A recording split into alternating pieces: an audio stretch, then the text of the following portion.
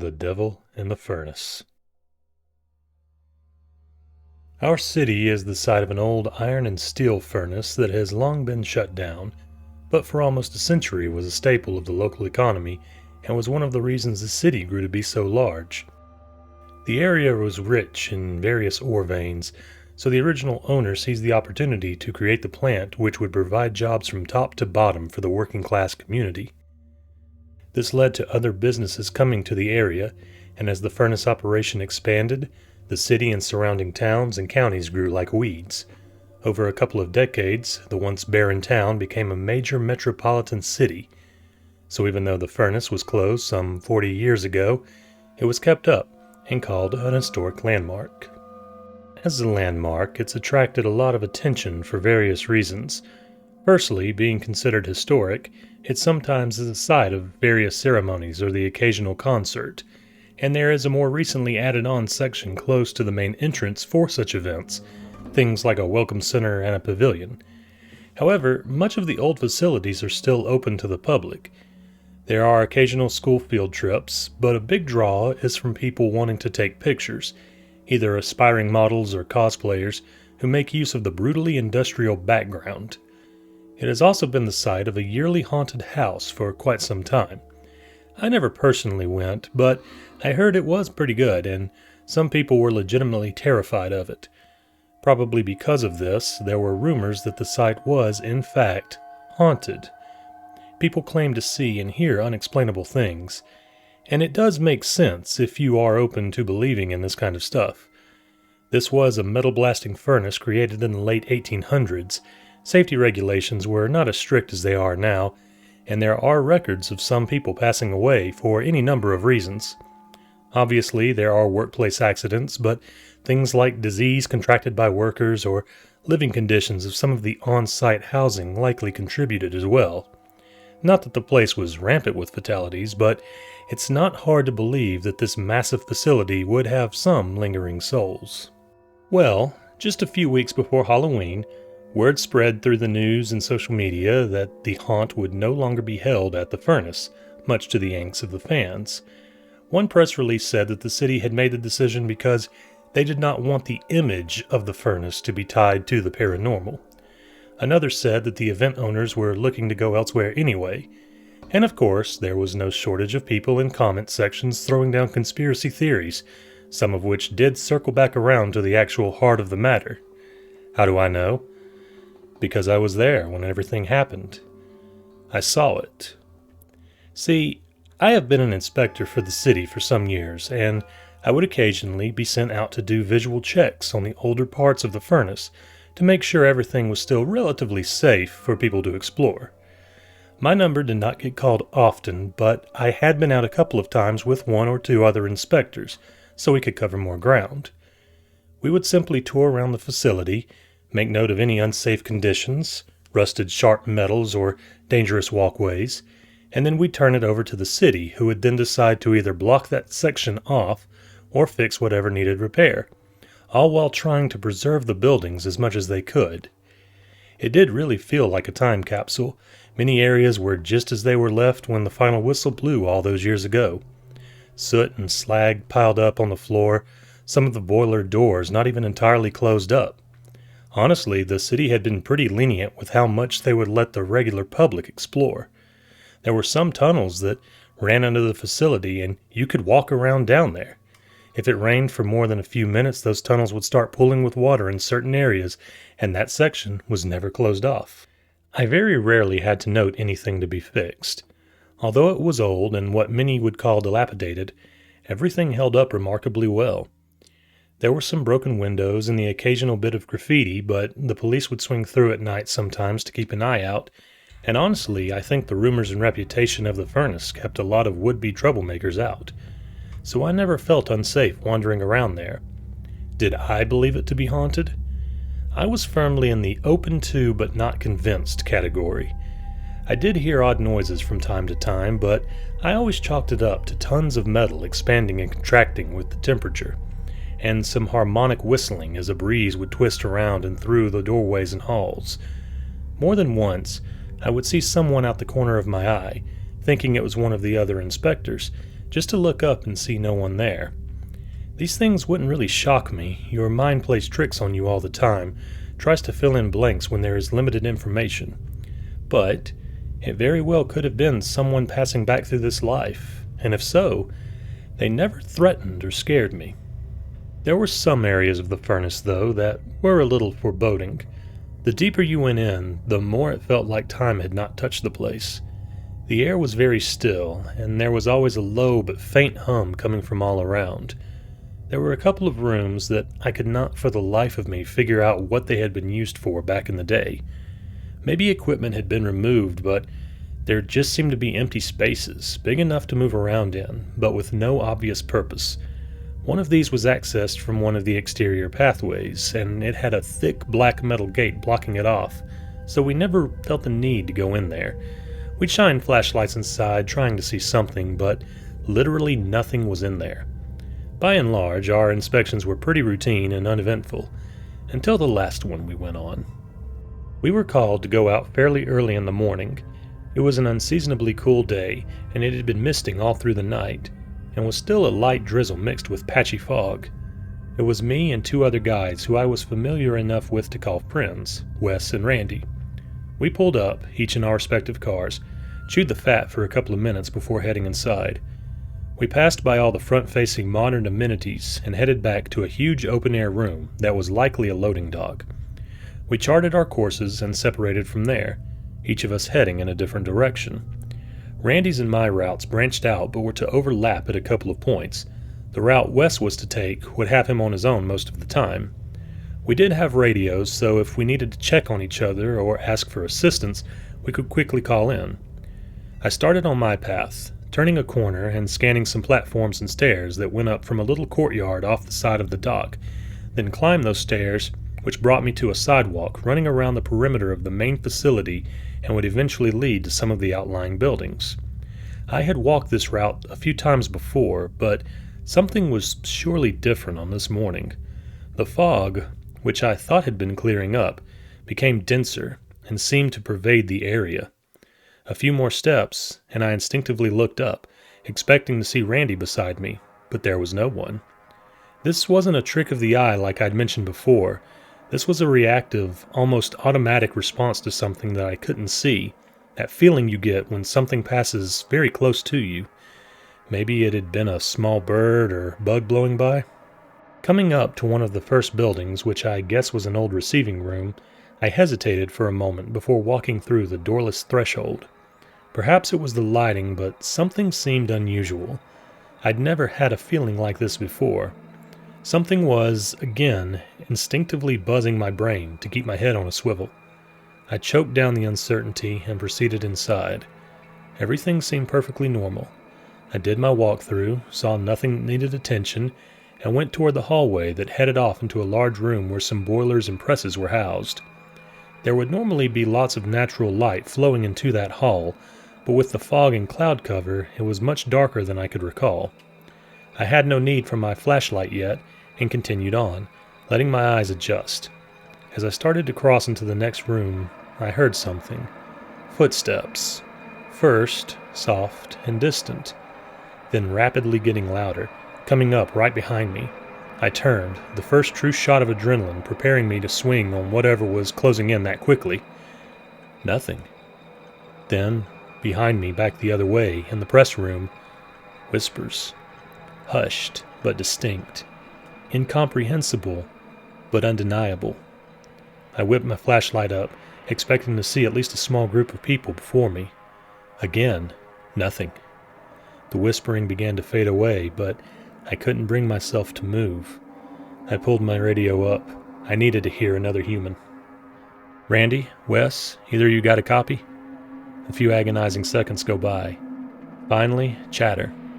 Randy, I got you. A few more seconds. Wes, copy. Have you guys seen or heard anything weird since we started? I asked.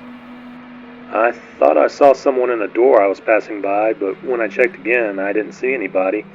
Went inside and didn't see them then either. Randy answered. I've not seen anything. Wes answered. But His radio signal became garbled. Repeat that, please. I just got static. I've been hearing banging, he finally answered. Sounds far away, but I think I'm getting closer to it the farther I go. Okay, I just thought I heard footsteps in here, then people talking. Maybe the wind rattling and rustling stuff, I don't know. A little freaked out, not gonna lie. Everyone just keep your head up and radio if anything happens. Copy, said Randy. A couple of seconds go by. Copy, Wes finally said. But his voice had a slight echo that had not been noticeable before. Our radios had high penetration signals, but there was still a lot of metal and brick these had to work through, so an occasional miss or weird effect should have been expected. I just didn't want it to happen now of all times. I clipped my radio back onto my belt and walked quickly through the next room. Although the whispering had ceased, I still felt like there were eyes on me from all around this cavernous space. There was this internal struggle of doing my job, which required me to methodically inspect every surface that someone could touch or walk across, versus keeping my eyes forward and getting out as quick as I could. The more time I spent in there, it felt like a crowd was gathered around me, giving way as I moved about, but closing back in around where I had been.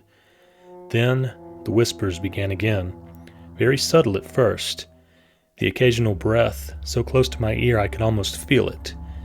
Then the call and response, growing to where I could not ignore it any longer. I finally gave up and headed for the exit, the whispering now a dull roar from all directions. I could have even sworn I heard laughter somewhere in all of it. I was upon the door, the light from outside starting to envelop me, and I felt better, safer.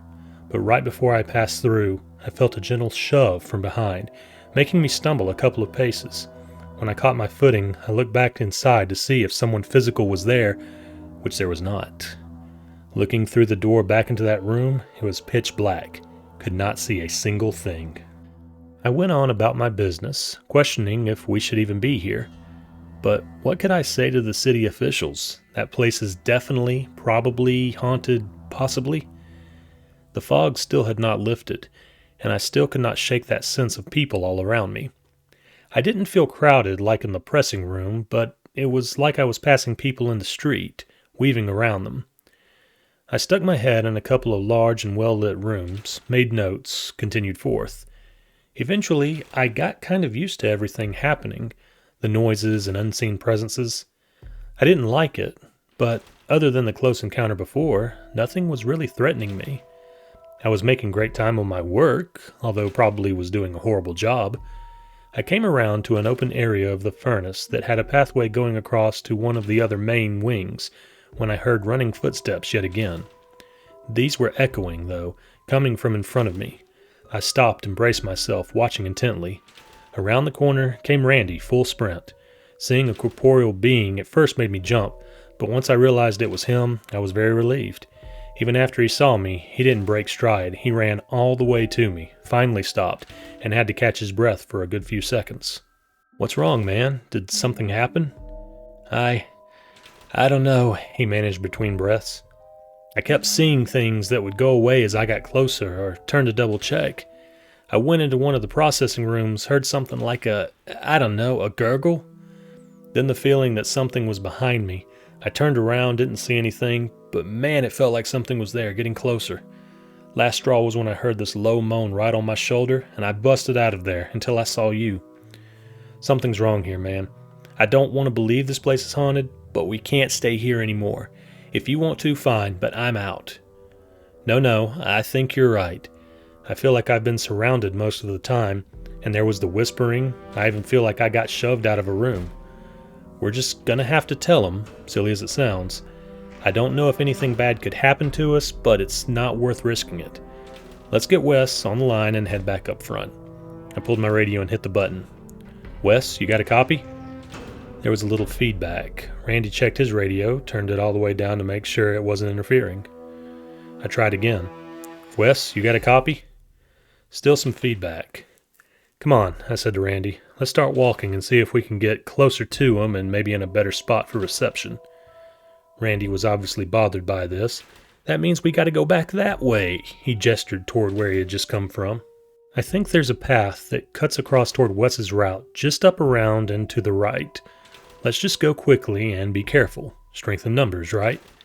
And so we went, feeling a little better now that we were together, but not much. I mentioned earlier that there was a strange room I had seen in past visits, but was blocked off by a thick iron gate. We came across that same room as we trudged along. Seeing it up ahead, we both stopped for a second. Today of all days, it seemed even more ominous than before. We approached, eyes on it the whole time. We got to the gate, and I leaned in to look past the bars. In the back of this long, shrouded room were two yellow dots, like eyes, staring back in our direction. Randy cussed and stepped away. I turned and looked at him for a second before peering back inside. The eyes were now closer to us. I slowly, steadily pulled up my flashlight, aimed it in that direction before hitting the switch. The beam pierced the darkness and revealed a pale human figure. It was only visible for a brief moment. It quickly phased out, as if turned to dust. Randy had looked back inside by this point and continued to scream and curse. He was getting very anxious and was starting to break down, which was understandable, but we needed to find our third man so we could all leave safely. I finally got Randy calmed down, and we proceeded on around the walkway, passing through the imposingly large buildings and tanks until we reached another open area. I hit the radio again. "Wes, you got a copy?" A few seconds went by, and I saw the light on my radio go green, meaning someone was talking back. I waited for his words to come, but then the light went off. I called again. "Didn't hear you. Please sound off." A few more seconds, then the green light. Still no voice, but a little static. I went to hit my button again, but then the green light started to turn on and off sporadically. Every time it was on, I'd hear something like speech, but completely garbled, covered in static. The voice didn't sound like Wes. We were about to give up and move closer in to see if we could get a better signal when a sentence came in, clear as a bell, but from a low, raspy voice that had a rumbling growl under it. "He's not here." Randy and I both froze. His face went pale, and I'm sure mine did too. We didn't know what to say. In my mind, I started trying to rationalize. Maybe somebody else had our signal. Maybe it was a prank. Maybe Wes was a voice actor and we didn't know it. Randy cut through my conjecture and blurted out, "Whatever's here got Wes. What do we do?" I tried to stay calm, although I was freaking out inside. "Let's keep going and look along his route, see if we can find him. If we don't, we'll call the police. Let's just keep cool and try not to panic." We basically jogged through the facility now, everything going on around us starting to wane, maybe because we had a proper mission and weren't letting ourselves get distracted. We started calling out for Wes now, hoping we'd get a response. We eventually came around to one of those underground tunnels and peered inside. It was pretty dark, but the fog was finally starting to lift, and some muted sunlight was making its way in. We saw someone, bundled up, leaned against a rail car that had been used for moving material around. We pulled our flashlights and approached. We could tell it was Wes, but he wasn't moving, and the closer we got, we could tell there was a huge, dark stain across his shirt and on the ground below him. His left hand was pulled up and draped on his right shoulder. He apparently had been injured. We closed in, calling his name, but no response. We feared the worst.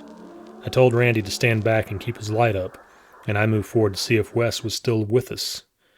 I rolled him over from his semi-fetal position. His eyes were half open and glazed over somewhat, but I could tell he was still breathing, although it was very labored. I tried speaking to him, softly shaking him and slapping his face. He moved and groaned, but never really showed true response. I could now see the stain was obviously blood, and it was still pouring from his shoulder. I rolled him over further to get a look at the wound. There were 2 deep gashes that had gone through his shirt and well below the skin. I asked what happened, and for the first time his eyes opened wider. But a look of terror then crossed his face, and he started stammering, almost hyperventilating.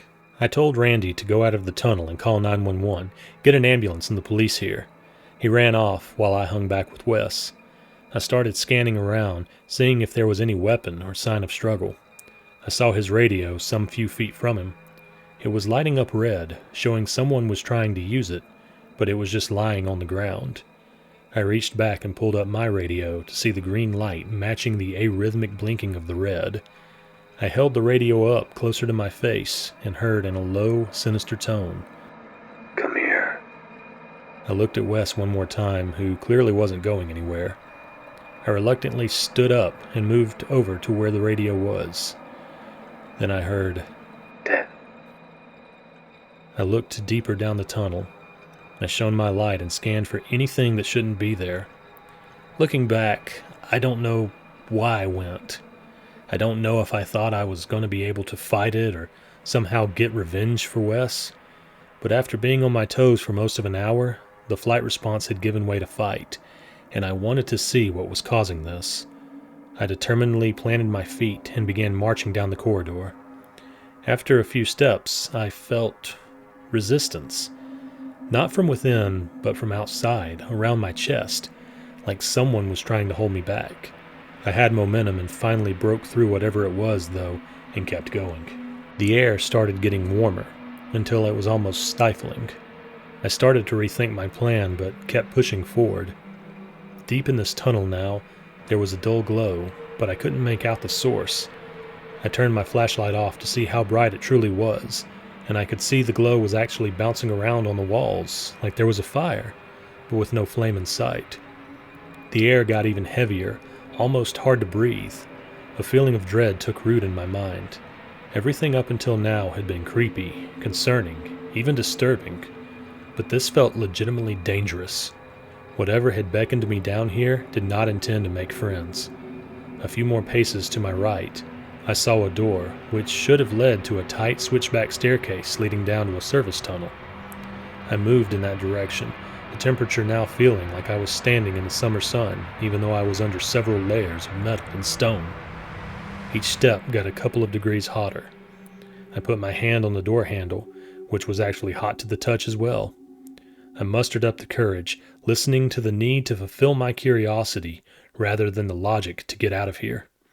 I flung the door open and was immediately blasted in the face with a wave of oppressing heat.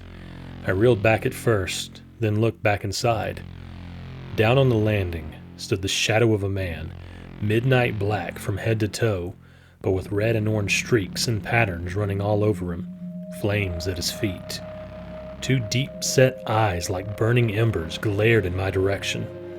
I looked upon him and felt almost sick. Every terrible emotion and thought ran through my head at once. A couple of old, repressed, painful memories sprung forth again. It was like this thing before me was able to reach into my head and scramble all my thoughts, so everything horrible was at the front.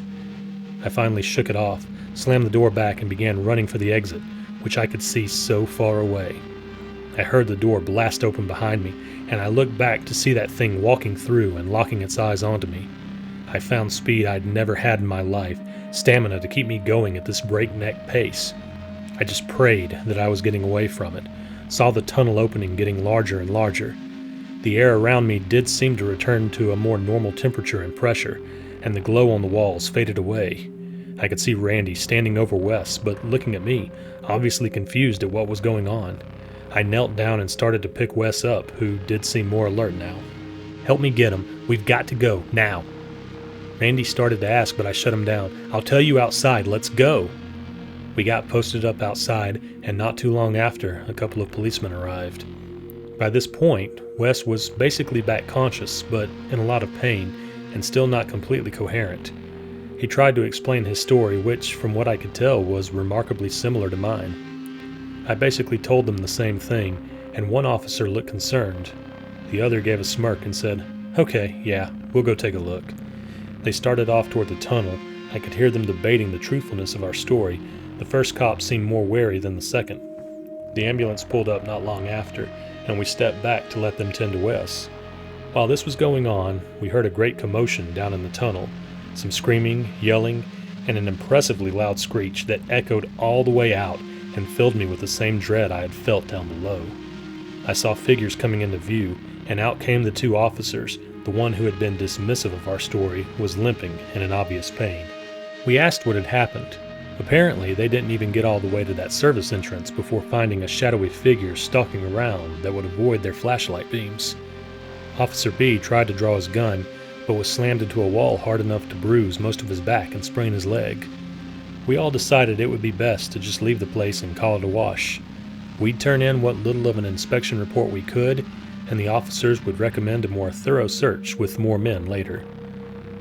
After another sweep of the area a couple days after, none of the officers found anyone or anything criminal or supernatural. A few of them said they thought they'd seen or heard something, but could never find any concrete proof. Still, though, the events of that day were too much to simply gloss over, and so the decision was made to soft shut it down to the public, which started with canceling the haunted house. No one would confirm or deny that anything had happened, as they didn't want the place to get swamped with amateur ghost hunters who may just further aggravate the spirits there. Those in the know never really had an explanation for what we called the devil in the furnace, though. Unlike the rest of the harmless or mischievous ghosts, that was an aggressive, actively harmful spirit that apparently lurked deep in the tunnels that people had supposedly explored before. I did a little research, talked to a couple of people, and found an older guy who was a local historian as well as a paranormal enthusiast, as apparently those two things went hand in hand. Through talking to him, I learned that activity can be stronger or weaker for any number of reasons, and that it must have been a particularly strong day for not only all those souls to be present, many of whom maybe didn't even pass there but were either tied to it or attracted to the energy there, but for the devil in the furnace to be as powerful as it was. As for him, the historian told me that, although clean records of those who passed are hard to come by, there was one story of an unpleasant fellow who worked there about midway through the furnace's active years. He was a real piece of trash, treated everyone horribly, and was thought to be very greedy. Somehow or another, he ended up being a foreman or something like that, in charge of some guys but not really being their boss, but he acted like they were all beneath him. An accident occurred, and there was a fire which fatally burned this man. He was hanging on, and his staff, who it's rumored may have started or at least let the fire happen so that the guy would be injured or worse, acted like they were transporting him through those tunnels to get outside, but left him there until he finally succumbed to his injuries. Nothing really came of it, as the guy was widely loathed by most people at the furnace. But every so often, people in that part of the facility would say it felt a lot warmer than it should have there, and would occasionally see someone roaming around. Wes made a full recovery, although he was never quite the same after that. He was a lot more anxious and apparently had to go through some therapy. Although I didn't cross paths with him all the time, I still saw him fairly often, and something in his voice just sounded like he was on edge at all times. He said he'd have nightmares about the spirit and occasionally hear whispers and growls. Although it had some weird impact on my psyche, I never really had any after effects from my encounter. I did have one or two quick flashes of it in my dreams, but that was about it. Still, sometimes when I feel a quick blast of heat, even from a perfectly normal source, I think back to the time I confronted the devil in the furnace.